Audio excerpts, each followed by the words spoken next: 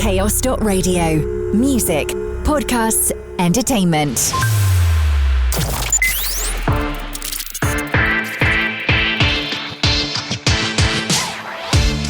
Hello and welcome to the latest edition of NEWSWAVE, written, produced and recorded in the heart of Cornwall by the team here at Chaos Radio. I'm your host, Tom Howe, and I'll be guiding you through some of the insightful guests and exciting news content that we've enjoyed across Chaos Radio this past week. On today's show, we join Sarah Yeoman, Communications and Media Officer at Cornwall Air Ambulance, to talk about an exciting summer ahead for the life-saving charity.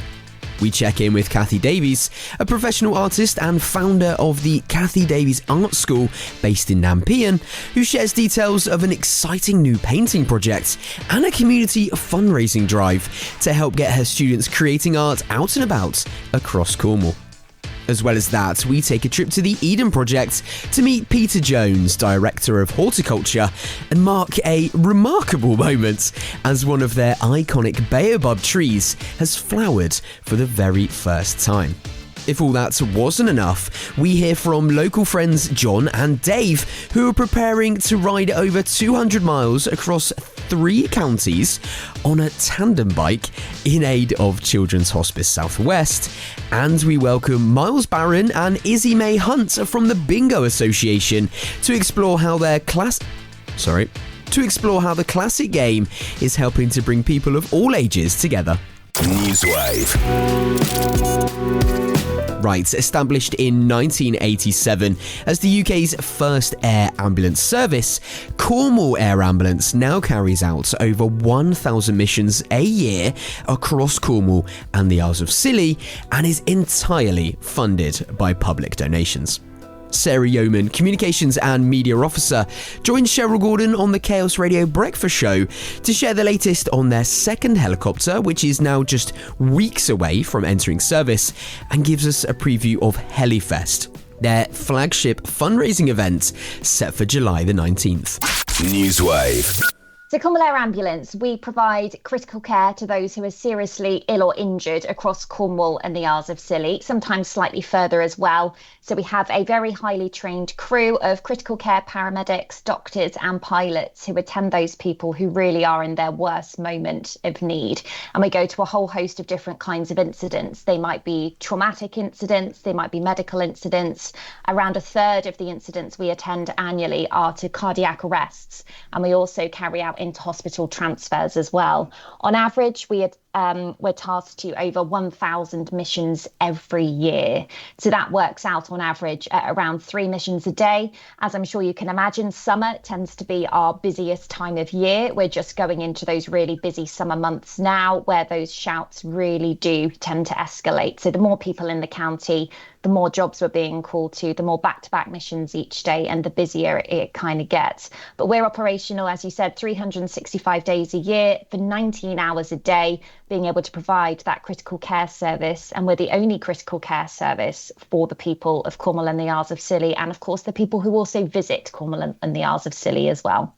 Of course, quite often, if there's a need as well, you might well go into Devon to support Devon as well. I saw, over the last few days that you attended a situation in Devon. So it can happen that you're supporting Devon as well as Cornwall.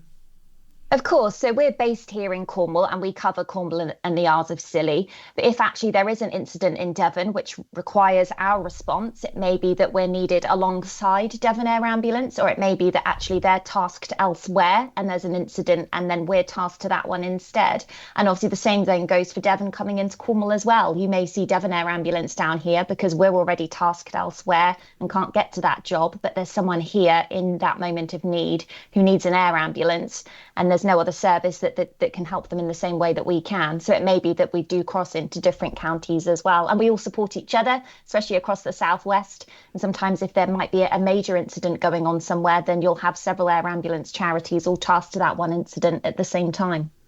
Yeah, it's just an incredible service. And let's start with some very exciting news. And this is why we can say that a second helicopter is just so important. You're just weeks away from entering the service.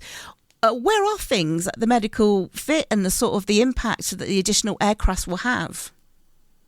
So the Heli2 appeal finished a few months ago. We are absolutely thrilled to have reached that £2.85 million target, and that would have not been possible without the generous support of people across Cornwall and the Isles of Scilly and beyond who helped to fundraise for us over those 18 months. So to everybody, no matter what you did, if it was a little local event, if it was a challenge and a skydive, a bake sale, if it was putting pennies in the pot in your local petrol station or supermarket, thank you ever so much for supporting us. This is your helicopter. We're the charity here for you if you should ever need us. And thank you for helping us to get that second aircraft.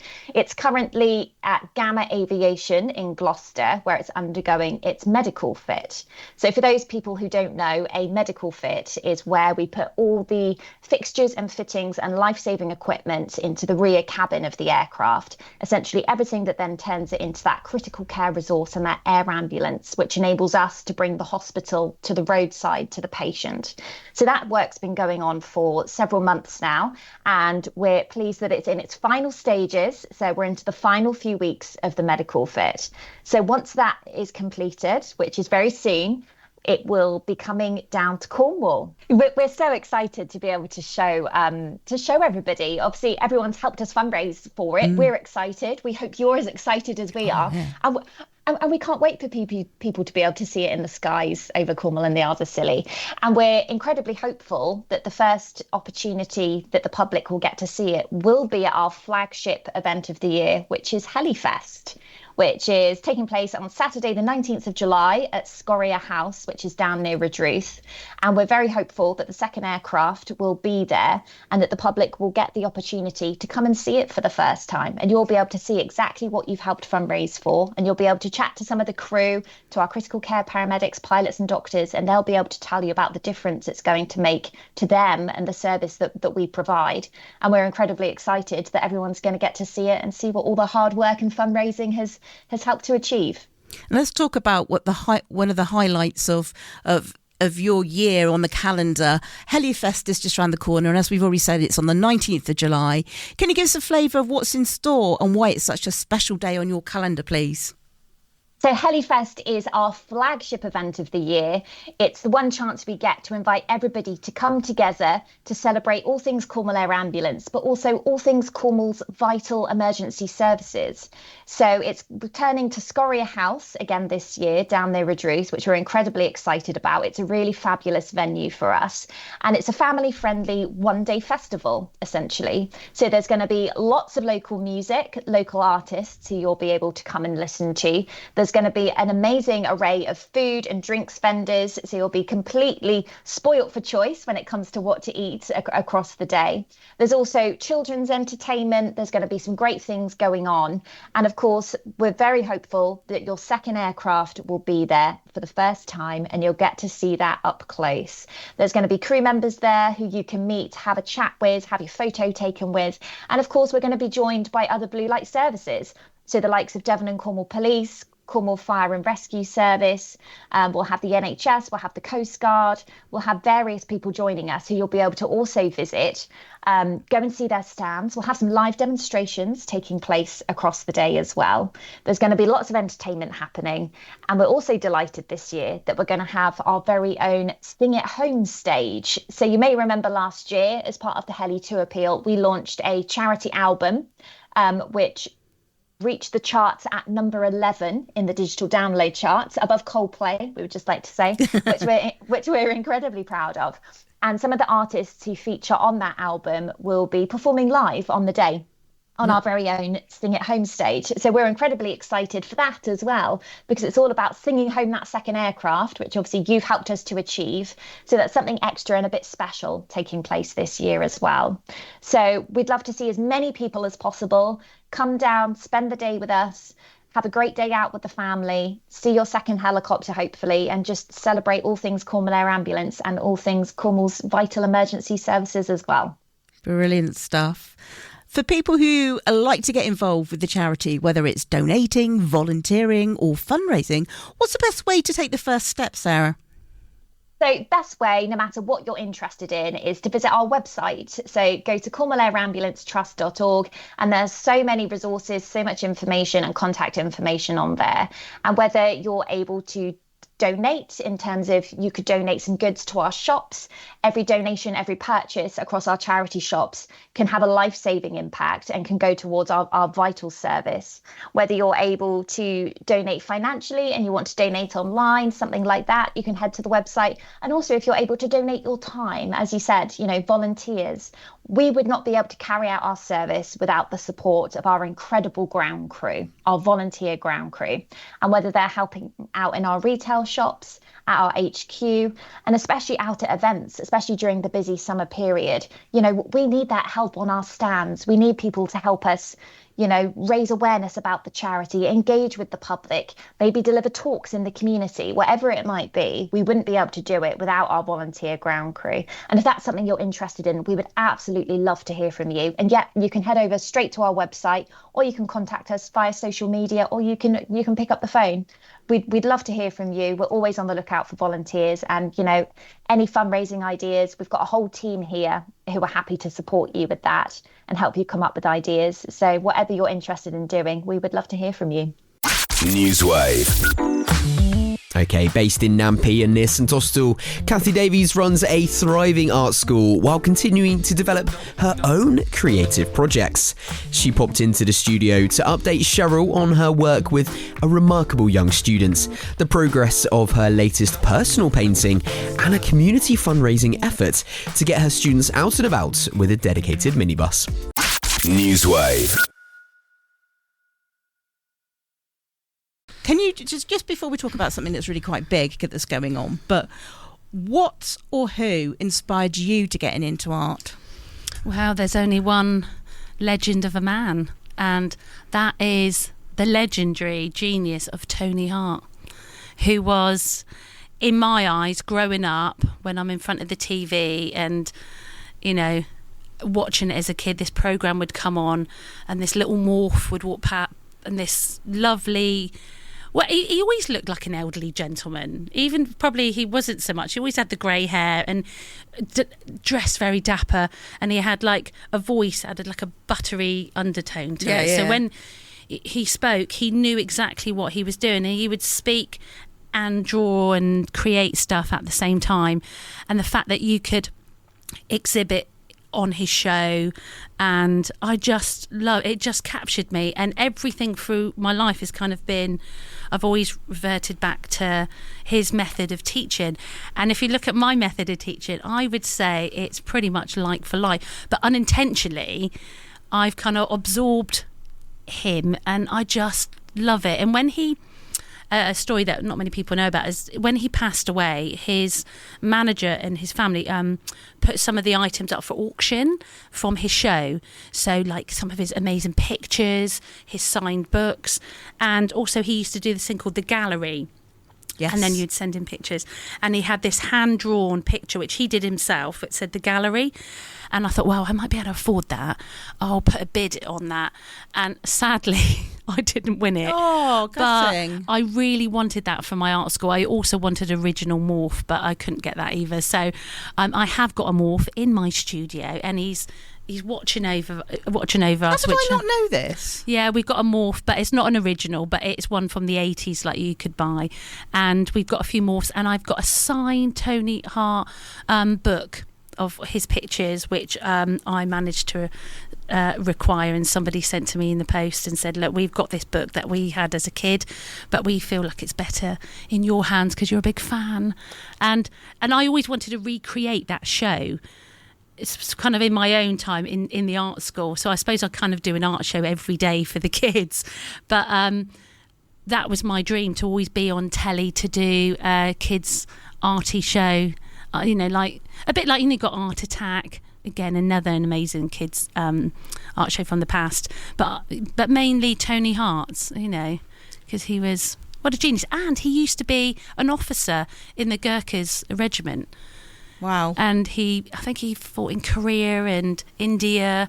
So he was a gentleman. Yeah, he was a cool guy. Incredible man, isn't he? Incredible man, yeah. And his family talked very highly of him and his manager, and from years ago. I love, because you and I are both from the same era, which is exactly.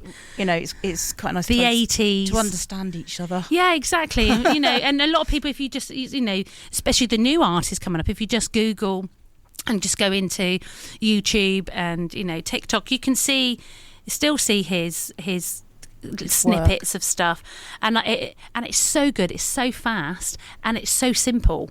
And those simple techniques is what kids understand, and they're captured by that magic of hands creating. And I kind of love that. So I do that in front of the kids. I create it first, but they also know what the image is going to look like. Well, it gives me the feeling that I might want to go and check out some of that now on YouTube. Go and have a look, because he's unbelievable. Remind what me genius. of the days. What a genius. Absolutely. Now, let's talk about something that is the most exciting thing that has happened so far this year for you. Yeah. Last year, it was a pasty. This year, it's a far more extreme moment. A far more extreme moment. So this is it. A couple of months ago, an image that a person took on their phone was on the news, was in the papers, was on Cornwall Live, and all over the media platforms, and on the front cover of Western Morning News. And I saw this image and I thought, oh my goodness, that's such a powerful image. And what this image was about, there's a few months ago, people will remember in Cornwall, there was a big gauze fire up on I want to pronounce it, Rosannan Downs, up on the moors. Yep. And it was massive. So all the fire brigade got called out. It was in the evening, and it lit up the sky over the moors. I could see it from Nanpean, from my studio. So and I remember driving home from work and looking up and thinking, there's something's going on, up on the moors. So anyway, this image ended up in the news, and so this firefighter called Craig took an image of another firefighter sort of engulfed in flames, and this firefighter was in their uniform putting out the gauze fire with what they call it, like a gauze beater. So they, in the fire service, they use this across the board, like if you think of the LA fires, and in Australia, over here, everywhere, they have these beaters that kind of beat down the gauze to stop the flames from engulfing even more. And this image was taken by this lovely other firefighter, and it was so powerful. And when I saw it on the news, I thought, I was drawn to it, just drawn to these amazing flames. And I thought, who is that person?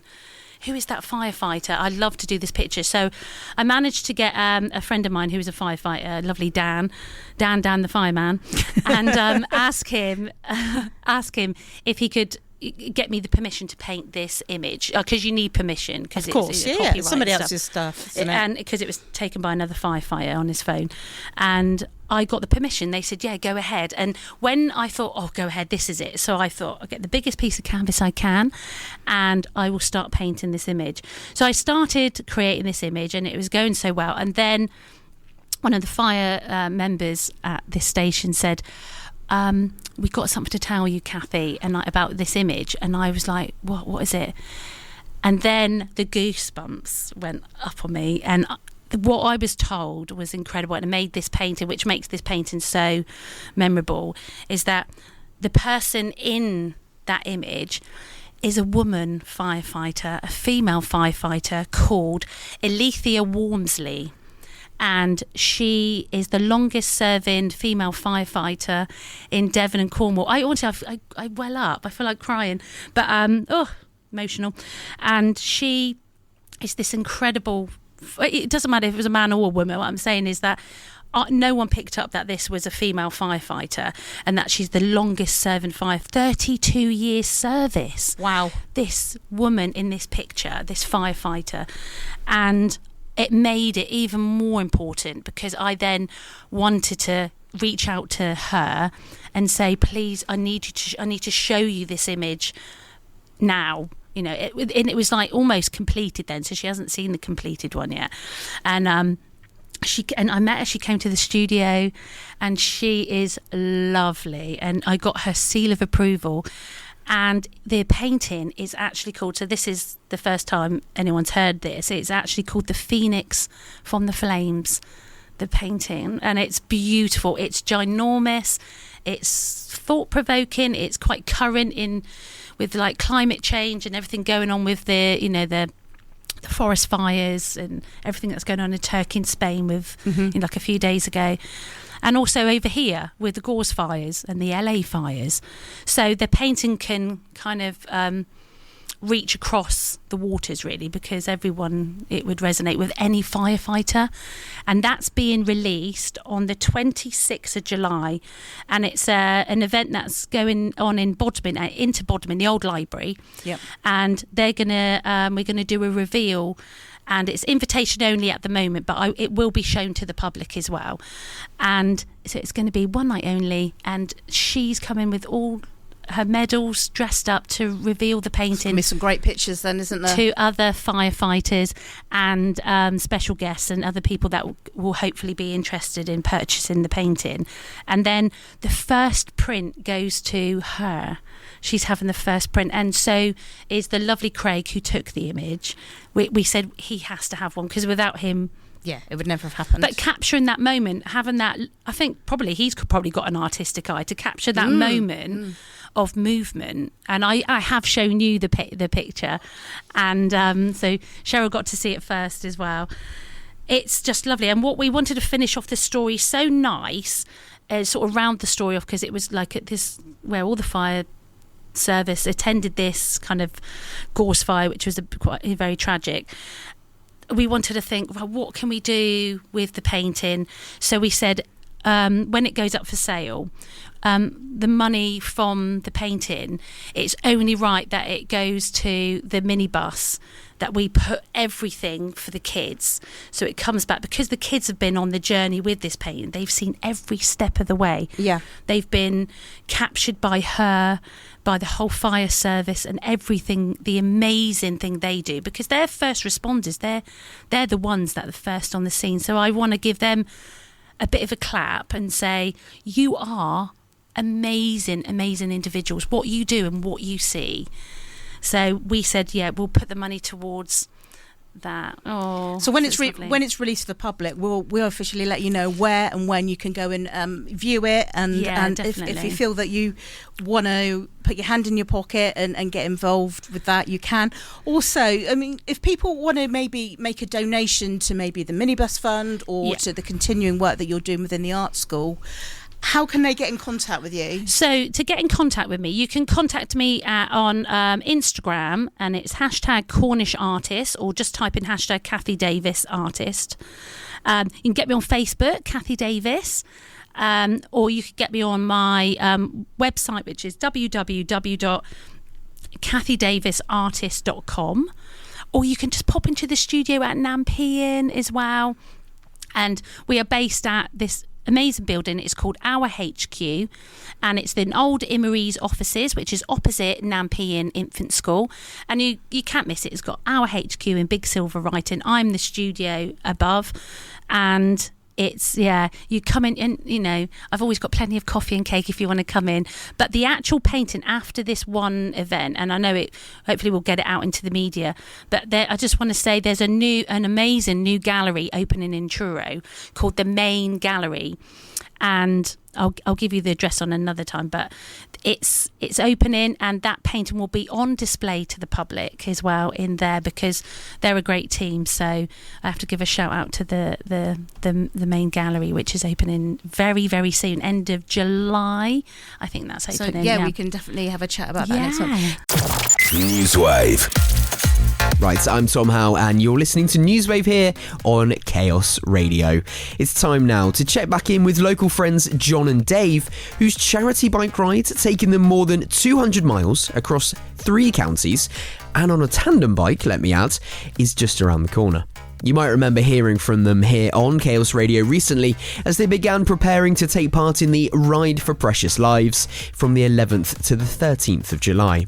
Now, the ride honours the memory of John's twin boys, Reuben and Bryn, and aims to raise vital funds for families supported by the hospice. I caught up with them to hear how their training is going and what the ride means to them. NEWSWAVE. Could you mind introducing yourself and telling me a little bit about what it is that you're training and preparing for over the last few weeks and the next few weeks as well, please? My name's Dave. Hi, I'm John. And we are training for the Ride for Precious Lives for the Children's Hospice. Yeah, try and raise as much money as we can on our tandem bike for the hospice and make it all the way to Bristol. We've got to ride 200 miles in 3 days. John's a cyclist, I'm not. I'm a runner. I'm a runner, but we're getting along quite well on the bike, so I think we're doing quite well, really. And how did all this come about? Because there's lots of different fundraising challenges, isn't there? It's not often that two sort of best mates get to do this kind of challenge on a tandem bike up to Bristol and back, and learning sort of and learning all about probably finding out new things about each other. You said you spent time together in fishing and weren't chatting to each other then. You've kind of got, are you chatting much on the bike to each other? Yeah, it's quite good, really. Yeah. I don't know if it's quite a good therapy space as well. Yeah. Whether people like a rundown for the week or what we've been up to, and both of us got things to talk about, and I think it's lovely, really. Have your best mate sort of behind you.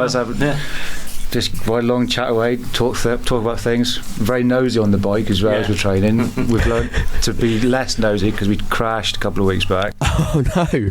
Yeah, we both looked into a gateway at the same time. We were very interested in what was going on there, and the next thing I'd steered us onto the verge and was in a bush. Oh dear. Okay, that's good. That's good news. Neither on the bike nor yourselves, which is good news. Look at the time. Yeah, and we can't both wave at the same time. We learned that. So when we go drives past and we both wave the same hand, we swerve. It's not very good. All these things that you probably don't. You think, oh, this is a great idea. Yeah, we'll do this, and then in practice, you think, oh, actually, this might actually be more work than we thought it was. Oh, it's definitely like learning to ride a bike again. Yeah, it's good fun. I'm enjoying it a lot more than I thought I would. Great. Like I said, John's a cyclist. I'm a runner, but I'm actually quite enjoying my weekend tour of Cornwall. Have a yap. And stop for a bacon sandwich. And a coffee and got to. Amazing. Quite enjoy it. It's definitely something I want to carry on. How are the bodies and then the bike holding up as well? How are things going? I've just got some new padded shorts on today, so I'm excellent. Oh, good. Well recommended, I imagine. Doing all right. Holding up. We have shorts envy at the moment. That's my next buy, I think. Body's going good, really. Yeah. Good. Yeah, it's just the legs and the bum. Yeah. It will be okay. Yeah. Okay.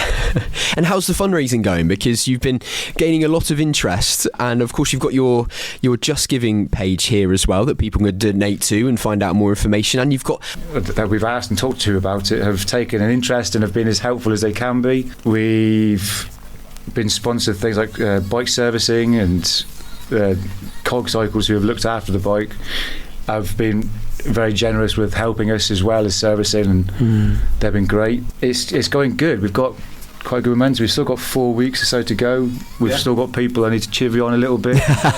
Come on. I think my dad being one of them. Yeah. There's always one that says, "Oh yeah, I'll do that," and then it gets to the day before. Oh God, yeah, I said I'd sponsor them. The man, Stu, I work with. I go, "Come on, Stu, come on." Yeah. So yeah, it's going really good, and it's good. It's quite sort of. It's quite nice. It's quite the endearing. The people, random people who I say random people we've never seen or met before go, "Are you raising money for Children's Hospice?" Well, yeah, and donate without random donations. Yeah, which is really nice. Love brilliant. On the ferry, that lady. It's nice. It's going good. And just to put it into context, you told me a little bit off air beforehand that we're approaching, or I say you're now approaching £2,000 of your initial sort of £2,500 target. Great. And we haven't actually really touched upon it yet, but that's going to be donated to Children's Hospice Southwest, and the excellent work that we know that they do over at Little Harbour and in the other two sites as well.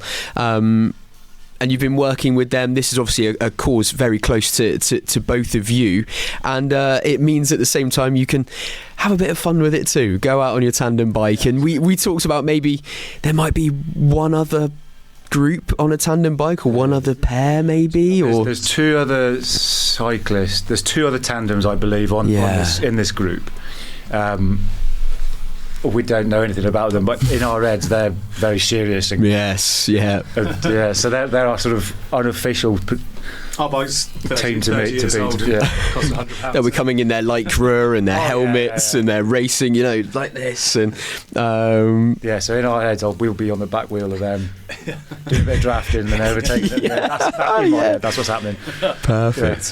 So what happens now over the next few weeks? Of course, you've got your fundraising event just next weekend. I guess you'll be continuing or maybe even building up your training, and then of course on the 11th of July, it's the you get going on the tour. We would have dropped the bike off the night before and had a bit of a debrief, I think, and then we've got the next 4 weeks is continue with the training.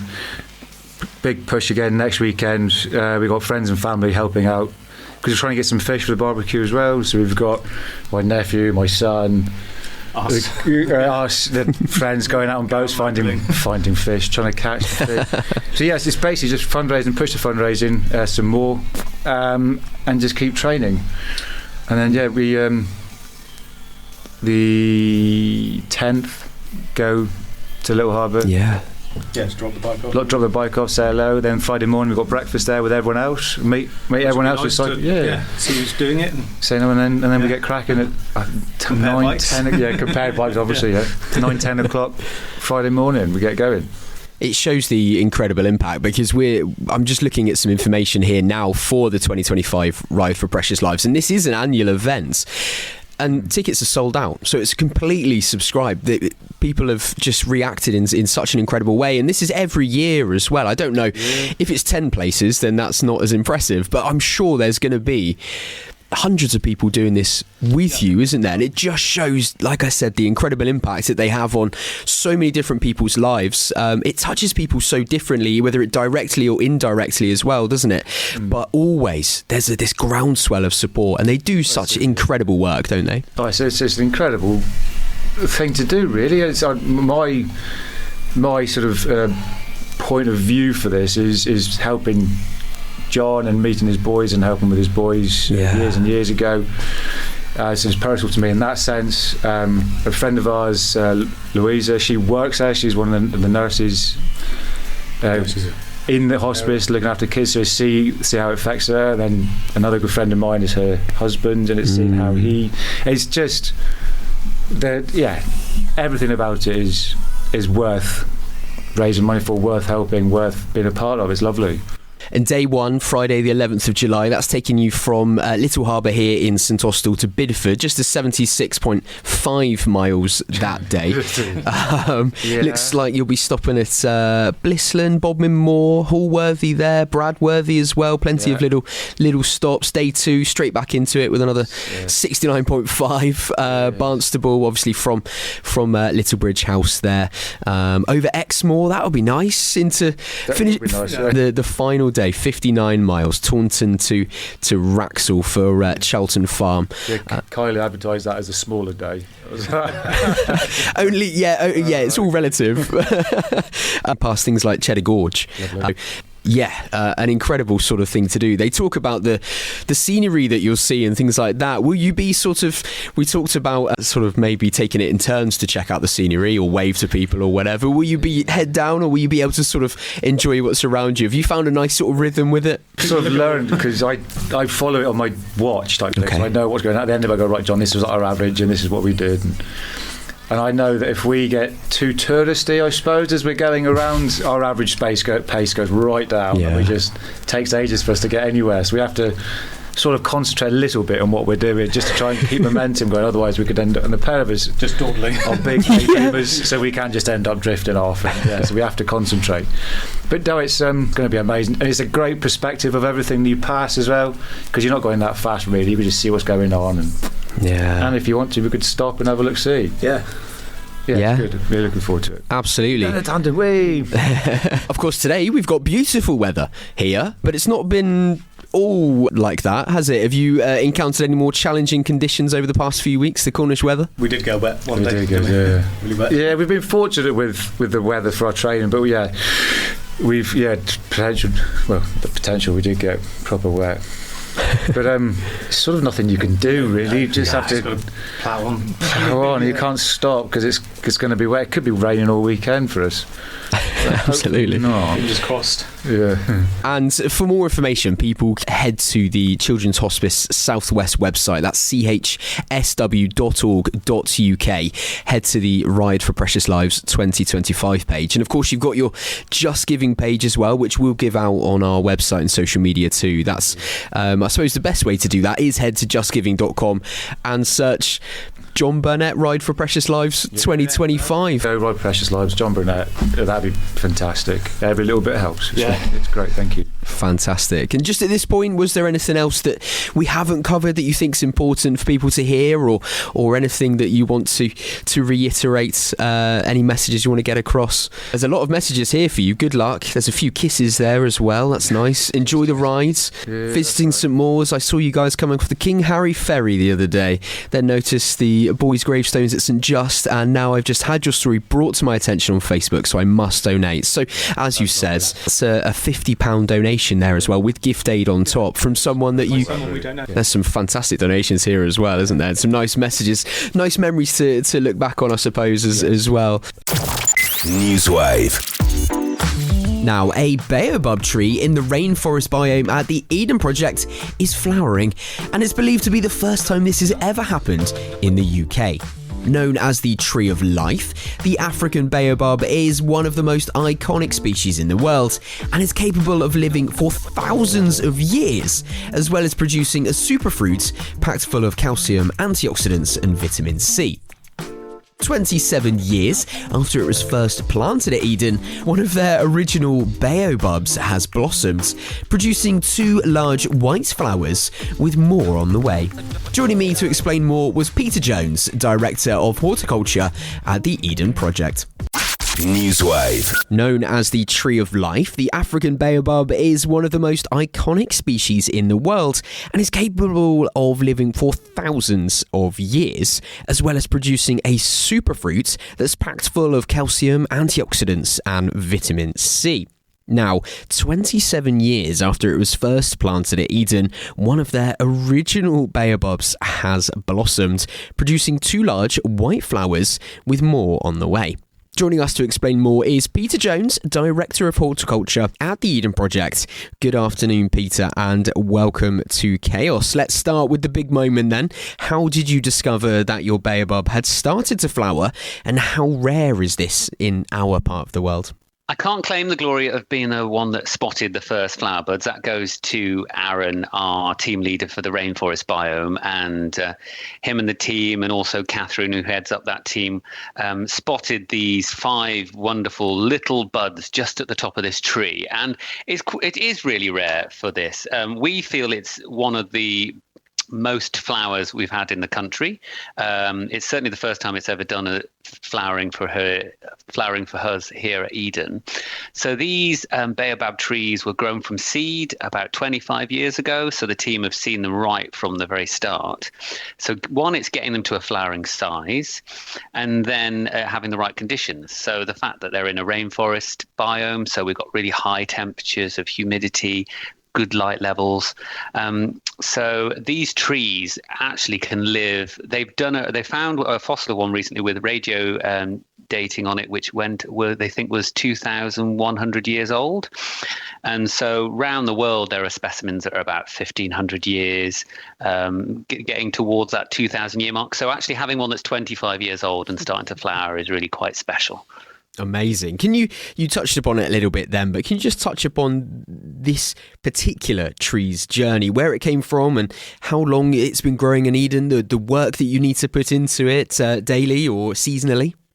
Sure, yeah. So these trees that we've got at Eden, they were grown from seed about 25 years ago. The seed was ethically sourced from Malawi, so something we still have partnerships with them now. And so they were germinated, and then they've been grown until they were big enough to plant out. So they they're a tree which has evolved to survive in conditions where the water, they can go without rain for long periods of time. So they have the ability to store enormous amounts of water in their trunk.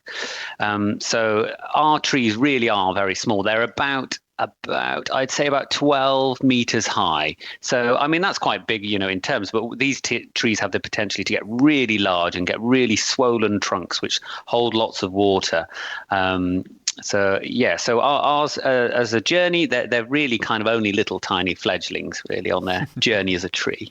Sure, amazing. They're often, when I was doing research, I found the phrase "tree of life" is mentioned again and again and again. What makes these so special, both in the wild and obviously for you here at Eden too? Well, they get the name of Tree of Life because their ability to hold water. So often they're kind of, you see that they're in the wild, they will be damaged by animals where they're trying to get a drink, but they produce, if the flowers are successfully pollinated, they produce these fruits.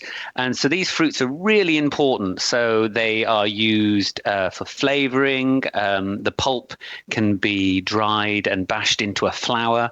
It's used to make a drink called, I'll see if I can pronounce it right, taboli, which is a bit like, it's like a powder that you add to water and lots of sugar, and it's got a lemony, citrusy, sherbety flavor to it. So that's really important. And so it's also used as flavorings for ice creams, but it's kind of got its reputation as a bit of a superfood because it's really rich in vitamin C, really rich in vitamin B, so very important for kind of just healthy blood production and circulation. Amazing. Okay, how does Eden replicate the tree's native dry and sort of rainy seasons, and why is it so important to its growth and flowering too? So with us, it's really challenging because we've got this one big biome. Sometimes it's described as the biggest rainforest undercover, and in that we're trying to grow so many different types of plants from all other tropical parts of the world. So in that in itself is a challenge because you've got lots of plants which might require lots of slightly different growing conditions. But what the team have been doing is they work on reducing the water levels during the winter months, slowing down the metabolism of plants so that it kind of creates more of a seasonality. So we're trying to replicate those environments that they would have in their natural environment. Excellent. Okay. Now, many of these baobab species and others that you home are under threat due to habitat loss. Can you just tell us in a nutshell, and I understand that's difficult, about Eden's conservation work and how people can help support you on that journey? So, we have many kind of outreach projects where basically our aim is to encourage positive change, that where we all can, by doing something that has a positive benefit to the planet, we can help change the world. So by the very fact of people visiting Eden at Cornwall, then that helps support some of our outreach projects, both in the UK, but also further afield in other countries as well. So helping educating people about the importance of conservation and also what choices they make in their life can have a real effect. So it's whether you buy ethically sourced or locally sourced produce to reduce its carbon footprint and how that affects it, or the very fact that you might buy your chocolate from another supplier which has a really strong ethos on community where those chocolates are being grown, the cacao are being produced. So our whole point as an educational charity is to educate people and see how by little changes or big changes you can have a real positive impact on the planet. Now, we were talking off air about the weather conditions a second ago, and the sun's just come out where we are, and I think on you as well. Summer's in full swing. Eden's looking absolutely marvellous as well. We've been lucky enough to visit quite a few times recently because we're covering the Eden sessions as well, so we've been able to have a little look around too, which is always a lot of fun. Finally, Peter, for anyone curious to see the flowering baobab tree in person, how long might they have before the big moments pass? Well, it's you've got to be quick. There were 5 flower buds, and I think we're halfway through them. So what day are we today? So we're halfway through the week. So I think You've not got too many days left. That's how I'm going to put it. But there are a couple more buds left.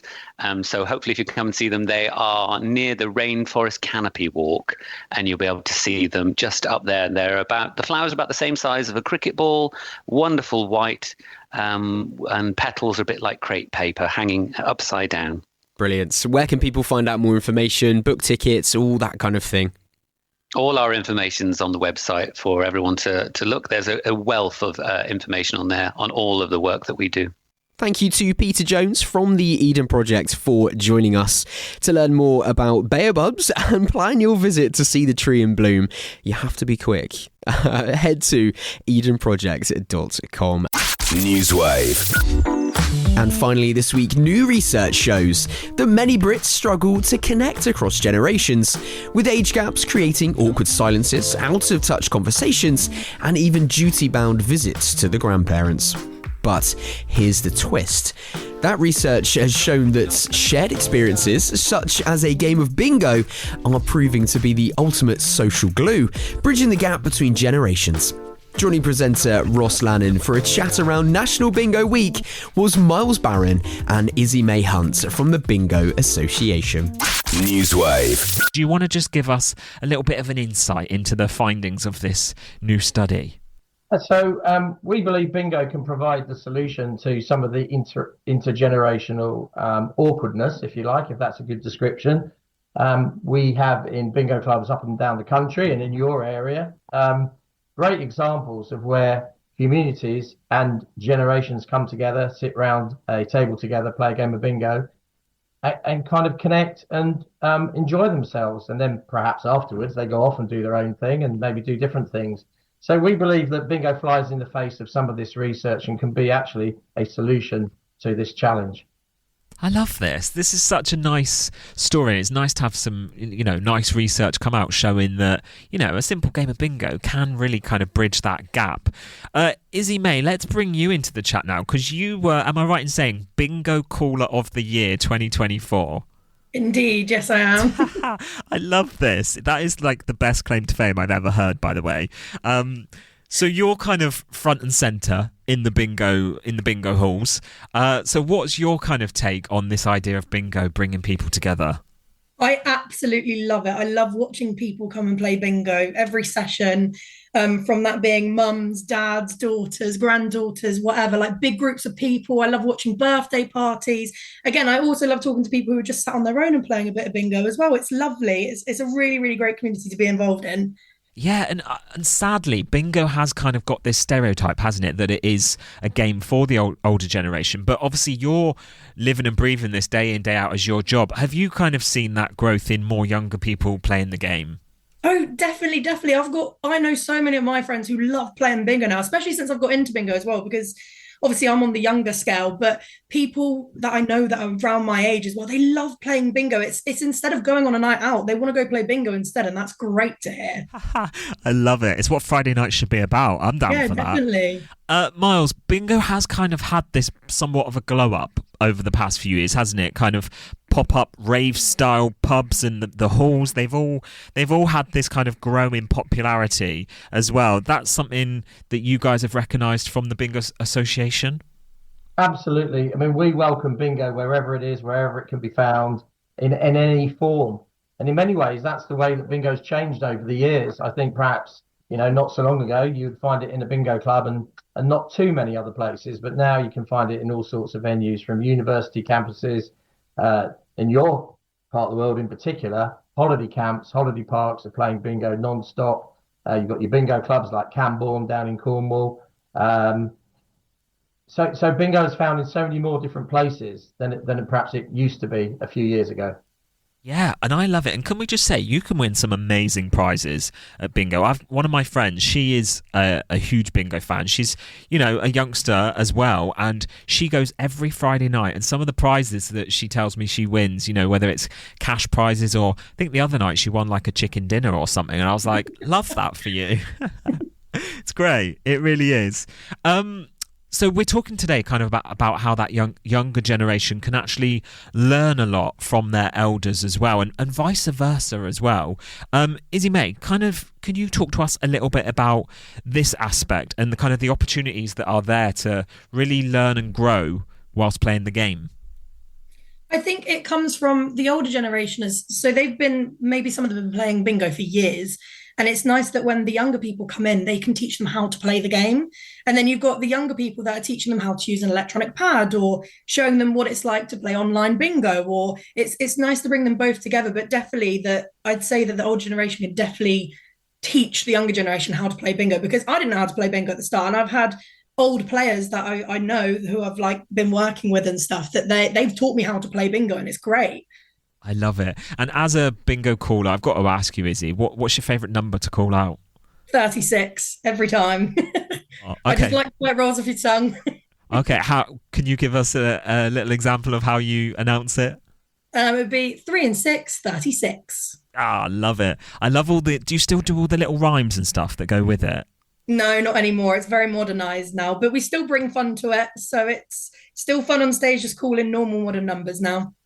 Got ya. Oh, it's so good. I love it. And I really like that aspect of, the older generation teaching the younger, and vice versa with the youngsters, maybe also, helping with the tech and that kind of stuff, like you mentioned. Miles, this kind of study and the statistics that have come out of this research, 81% kind of saw the value of intergenerational friendships. That is a huge statistic, isn't it? Well, it is, and it's very consistent with lots of other research we've done. For example, we know that 92% of all people who attend a bingo club or play bingo go with family and friends. There's very, very few people who go to bingo on their own without arranging to meet somebody or actually travelling with them. So it's an activity that people do together, and I think these days that's increasingly important and valuable in society. Oh, without a doubt. And what would you kind of say, Miles, to anyone who maybe is still a little bit living in the older times, thinking that bingo is just, for the older generations with kind of tea breaks and dabbers and that? What would you say to kind of break down those stereotypes? Well, I would say that bingo is now enjoyed by everybody across the full age spectrum from 18 onwards. We have plenty of young players. Our biggest growing segment is 35 to 44-year-olds. But actually, the proof of the eating is in the pudding. It's National Bingo Week next week, and I would encourage people to get down to their local bingo club and see for themselves, particularly in this weather, air conditioning, great food, fantastic facilities. I think people will be really surprised. So there's something for everybody next week. So if you can get onto the website at nationalbingoweek.co.uk, have a look, see where your nearest club is, and maybe pop down and see for yourself. Amazing. And this is the thing, a lot of people won't know that there is a national week for bingo. And Izzy, I'm expecting this is a busy week for you. You're booked and busy, I assume. Yeah, definitely. I'm calling our 100k game on the 29th of June, so definitely go along for that. That's on the Sunday, the 29th of June. That's the last day of the National Bingo Week, so it's going to be a big one. Oh, okay. And this is the thing, bingo can be played as well in all sorts of different forms, whether if you can't make it to a local hall, there's opportunities to get involved online, and there's various other routes of playing bingo now, which is great. You mentioned the 100k game there. Are there any other kind of special events or initiatives that are happening for National Bingo Week that you want to shout about? We've got the discounted value bingo sessions from the Wednesday, 25th of June. Offers include half-price bingo games, money off your bingo, and some operatives will even be provided a free cup of tea, which is lovely, depending on what club you go to. We've also got some competitions going on if you like your social media, that you can actually post pictures of your fun nights at bingo, and then you'll be put into a competition and you can win some amazing prizes from it as well if you want to get involved that way. So yeah, we've got lots of stuff coming up. Love that. And it doesn't matter where you're from in the country, like if you're playing bingo in Cornwall or even if you're up north, you can still get involved in these. Yeah, just go onto the website nationalbingo.co.uk and you can find your nearest venues. Love this. Guys, it's been a pleasure. I've absolutely loved chatting with you. Kind of final question. I'd love to know if you've got any kind of positive bingo stories or any standout moments in your head, that maybe something that's happened in the bingo hall in the past, or something you've maybe learnt from somebody else whilst you've been playing. And anything spring to mind? Thinking. It's a tough question, I know. I'd say my first one, I've spoken about this today already, it's about the colour of dabby you go for. I find this one very interesting. When I've played bingo, I'm really bad at playing bingo. I'm not good at it at all. But I normally, if I'm ever playing on a paper ticket, I'll always go for the colour purple, like a bright colour instead of a yellow, because yellow for me just doesn't work for some reason. But I always go for like a pink or a purple, and it's really nice. Oh, I like that. Okay, there's a good tip there. Miles, any tips from you? No tips from me apart from go and enjoy yourself, go and meet other people. I think one of the great things about bingo customers, bingo players, is that they're humble and they've all got a life story that's worth listening to. Some of the stories are absolutely fascinating. Oh my God, yes. Just imagine the gossip that comes out of the bingo halls. Love it. Guys, thank you so much for joining us on Chaos Radio today. It's been a pleasure chatting with you, and best of luck for National Bingo Week next week. Thank you very much. Cheers. Well, there we go, guys. There you go. National Bingo Week taking place next week. So sign up. Go and find your local bingo halls. Get involved, all right? Sounds like good fun. And hey, make a special effort to try and bridge that gap between generations, as we're talking about. If you see somebody maybe sat on their own a little bit, go over, say hello. You never know, you might learn something new. NEWSWAVE.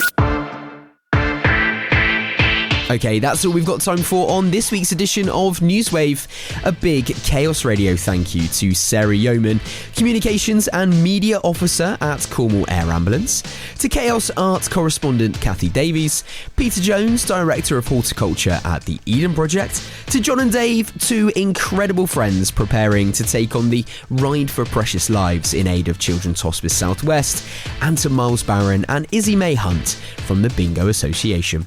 And as ever, a final thank you to you for listening and helping support local journalism to thrive. To catch up on all our coverage, as well as to check out our extensive back catalogue of interviews and shows, head on over to chaos.radio. And remember, if you have a local news story that you'd like to share with us, email news@chaos.radio or search Chaos Radio UK across socials. That's it, you're up to date here on Chaos. I'm Tom Howe. Thanks very much for listening. Whatever you're doing, remember, keep it chaos. NEWSWAVE. Chaos.radio. Music, podcasts, entertainment.